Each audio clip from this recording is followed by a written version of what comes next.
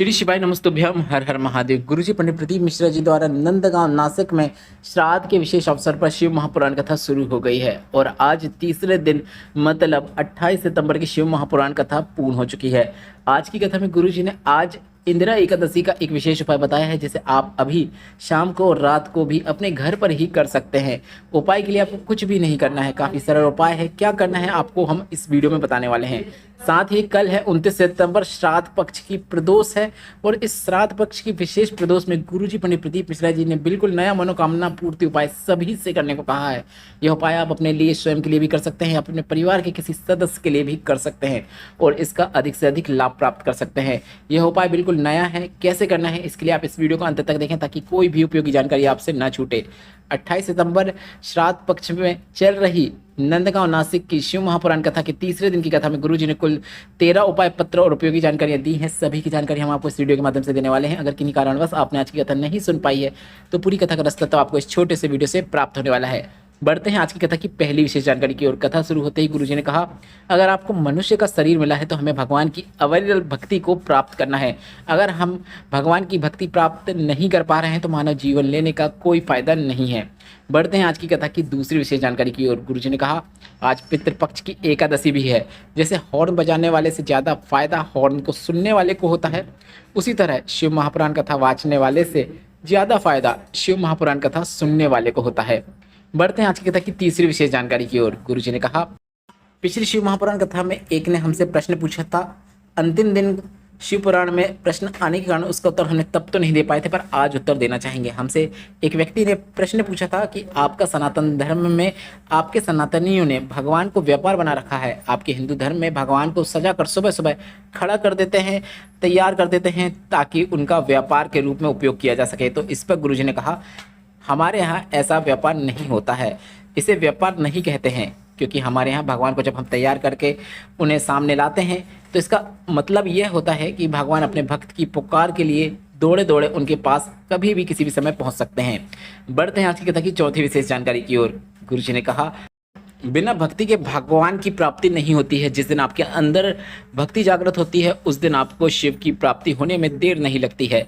बढ़ते हैं आज की कथा की पांचवी विशेष जानकारी की ओर। गुरुजी ने कहा, अगर कोई भूलवश भी ज्योतिर्लिंग में पहुंच जाता है, अगर कोई भूलवश भी भगवान की चौखट में पहुंच जाता है, अगर कोई भूलवश भी शिव महापुराण कथा में पहुंच जाता है, अगर कोई भूलवश भी पार्थिव शिवलिंग का निर्माण कर देता है तो महादेव स्वयं कहते हैं माँ लक्ष्मी से कि लक्ष्मी आपका फर्ज है, उसके घर में कभी भी धन संपदा और लक्ष्मी की कमी नहीं होनी चाहिए। बढ़ते हैं आज की कथा की छठवीं विशेष जानकारी की ओर। कन्हैया यादव जी पत्र लेकर आए जिसमें उन्होंने लिखा, मैं यजमान के साथ एक सेल्फी लेना चाहता हूँ। इसके बाद गुरुजी ने कहा, ऐसा पत्र हमने पहली बार देखने को मिला है। बढ़ते हैं आज की कथा की सातवीं विशेष जानकारी की ओर। गुरुजी ने कहा, आप सभी से हम एक निवेदन करना चाहेंगे, आपको अपने घर के दरवाजे में श्री शिवाय नमस्तुभ्यम लिख देना चाहिए। अगर लिख नहीं सकते तो आप बाजार से मिलने वाले स्टिकर को लाकर भी अपने द्वार में चिपका सकते हैं।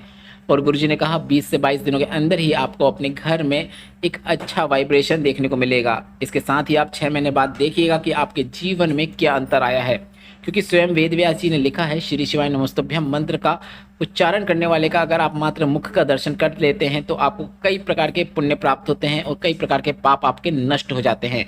अब गुरुजी ने कहा, आपके घर के मुख्य द्वार में जब श्री शिवाय नमस्तुभ्यम लिखा रहेगा तो घर में आने वाले व्यक्ति की जब उस पर नज़र पड़ेगी तो वह मन में ही सही पर एक बार श्री शिवाय नमस्तुभ्यम जरूर बोलेगा। और जब आप उसको अपने घर के अंदर लाने के लिए दरवाज़ा खोलेंगे तो आप उस व्यक्ति का मुख का दर्शन करेंगे जिसने श्री शिवाय नमस्तुभ्यम मंत्र बोला है और इसमें लाभ आपका ही होने वाला है।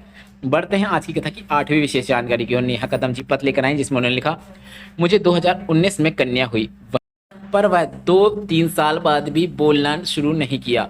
डॉक्टर से जांच कराई तो डॉक्टर ने कहा यह ना बोल पाएगी, ना ही इसकी श्रवण शक्ति मजबूत है क्योंकि इसकी श्रवण शक्ति कमज़ोर है और आंखों में भी समस्या आना शुरू हो गई। कुछ समझ में नहीं आ रहा था क्या करें। हमारे पड़ोसी ने शिवलिंग पर जल चढ़ाने को कहा, शिवलिंग पर चढ़े हुए जल को प्राप्त करके उसका आचमन बेटी को कराने को कहा। हमने ऐसा ही करना शुरू किया। हमने कई प्रकार की जांचें भी नहीं करवा पाई क्योंकि हमारे पास उतना धन भी नहीं था, पर शिवलिंग पर चढ़े जल का लाभ यह हुआ, हमारी बेटी बोलने लगी है, देखने लगी है, सुनने लगी है। उसी का आभार व्यक्त करने हम कथा पंडाल में आए हैं। बढ़ते हैं आज की कथा की 9वीं विशेष जानकारी की ओर। शोभा जी पत्र लेकर आई जिसमें उन्होंने लिखा, आप कहते हैं कथा पंडाल में बैठकर कथा सुनने से कामना शीघ्र अतिशीघ्र पूरी होती है। 3 माह में वह कामना पूरी होती ही है। मेरे बेटे ने जलगांव की कथा पंडाल में बैठकर सुनी। उसने संकल्प लिया था कि मैं एग्जाम देने के बाद कथा पंडाल में जाकर कथा सुनने आया हूँ, मेरी मनोकामना पूरी हो जाए। और मेरा बेटा लेखा अधिकारी बन गया है, उसी का आभार व्यक्त करने हम कथा पंडाल में आए हैं। बढ़ते हैं आज की कथा की 10वीं विशेष जानकारी की ओर। संगीता बाई जी पत्र लेकर आई जिसमें लिखा, मेरा बेटा 7 साल से सरकारी नौकरी की तैयारी कर रहा था। 3 बार आर्मी का पेपर भी दिया पर उसका कहीं पर भी चयन नहीं हो रहा था।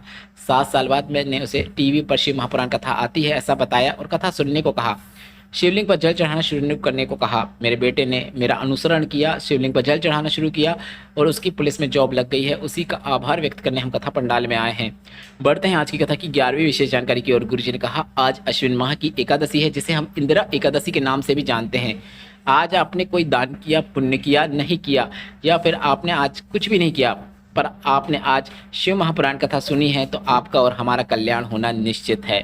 बढ़ते हैं आज की कथा की 12वीं विशेष जानकारी की ओर। गुरुजी ने कहा, शिव महापुराण की कथा कहती है, इंदिरा एकादशी में अगर हम भूलवश भी गाय को एक अन्न का टुकड़ा दे देते हैं, भूखे को भोजन, प्यासे को पानी प्रदान कर देते हैं, या फिर हम भगवान का नाम जाप कर लेते हैं, हरि और हर को याद कर लेते हैं, हमारे पितर हमें आशीर्वाद प्रदान कर कर चले जाते हैं।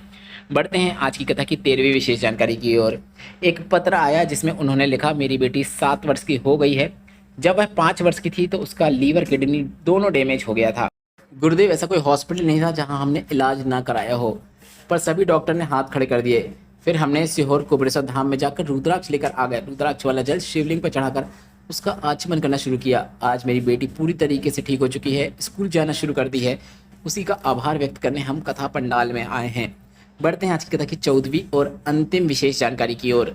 कल है 29 सितंबर, श्राद्ध का विशेष प्रदोष है, विशेष तिथि है और गुरुजी ने एक विशेष उपाय इसी शिव महापुराण कथा में बताया है, जो कि बिल्कुल नया उपाय है जिसे आपको इस वर्ष 29 सितंबर श्राद्ध प्रदोष में करना ही है। गुरुजी ने कहा, वर्ष भर आप अपनी मनोकामना पूर्ति के लिए व्यापार या नौकरी या इंटरव्यू में सफलता प्राप्त करने के लिए बेलपत्र की बीच वाली पत्ती में शहद लगाते हुए उस बेलपत्र को शिवलिंग पर चिपकाते हुए जाते थे।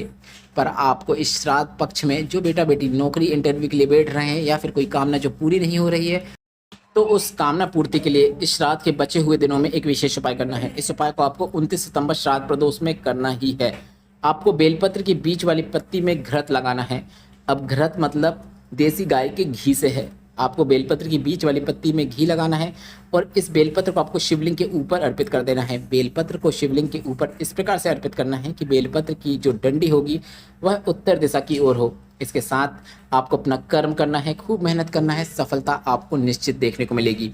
इस वीडियो में बताया गया उपाय से संबंधित कोई प्रश्न है तो प्रश्न आप कमेंट बॉक्स के जरिए पूछ सकते हैं। मेरे द्वारा दी गई जानकारी अगर आपको थोड़ी सी भी उपयोगी लगी हो तो इस वीडियो को लाइक करके कमेंट बॉक्स में हर हर महादेव टाइप कीजिएगा। श्री शिवाय नमस्तुभ्यम। हर हर महादेव।